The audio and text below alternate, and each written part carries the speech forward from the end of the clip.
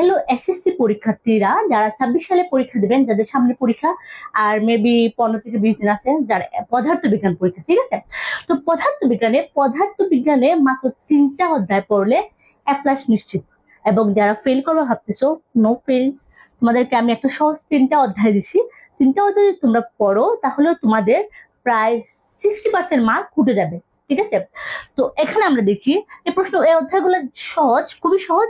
যারা ফেল করবে ভাবছো তাদের জন্য এই অধ্যায়গুলো খুবই গুরুত্বপূর্ণ। যারা মনে করো যে কম পারতেছো বা একদম পারতেছোই না, এই অধ্যায়গুলো 3টা অধ্যায় তোমরা খুবই বেশি বারবার করবা, ঠিক আছে? এখানে কি বলা হয়েছে কি যে আমরা কোনটা অধ্যায় রাখছি দেখো, এখানে ছিল ভৌত জগৎ ও পরিমাপ। প্রথমে তোমরা এই অধ্যায়টা পড়বা। এই অধ্যায় কিন্তু বেশি কঠিন না, একদম সহজ, ঠিক আছে? এই অধ্যায়টা একটু রিডিং করে ফেলবা এবং কিছু অঙ্ক আছে, ত্রুটি, যান্ত্রিক ত্রুটি, হ্যাঁ, এই অঙ্কগুলো দেখে ফেলবা সূক্ষ্ম সূক্ষ্ম, হ্যাঁ। তারপরে হচ্ছে বাইনারি স্কেল, এগুলো অঙ্ক দেখে ফেলবা, ঠিক আছে? তারপরে হচ্ছে আলোর প্রতিফলন এই অধ্যায়টা দেখবা, ঠিক আছে? এগুলো কিন্তু খুবই সহজ, হ্যাঁ, এই অধ্যায়টা কিন্তু কঠিন না। আলোর প্রতিফলন এবং তরঙ্গ শব্দ, এই 3টা অধ্যায় যদি তোমরা করো প্রায় 50+ মার্ক পাওয়া সম্ভব, ঠিক আছে? এরপরে আছে গতি, তরঙ্গ, গতি, তারপর তোমরা আরো 2টা অধ্যায় পড়তে পারো, যেটা গতি, কাজ ক্ষমতা, শক্তি, এই অধ্যায়গুলো যদি তোমরা পড়ো প্রায় 50%, মানে প্রায় 100% মার্ক পাওয়া সম্ভব, হ্যাঁ, এমসিকিউ মিলিয়ে।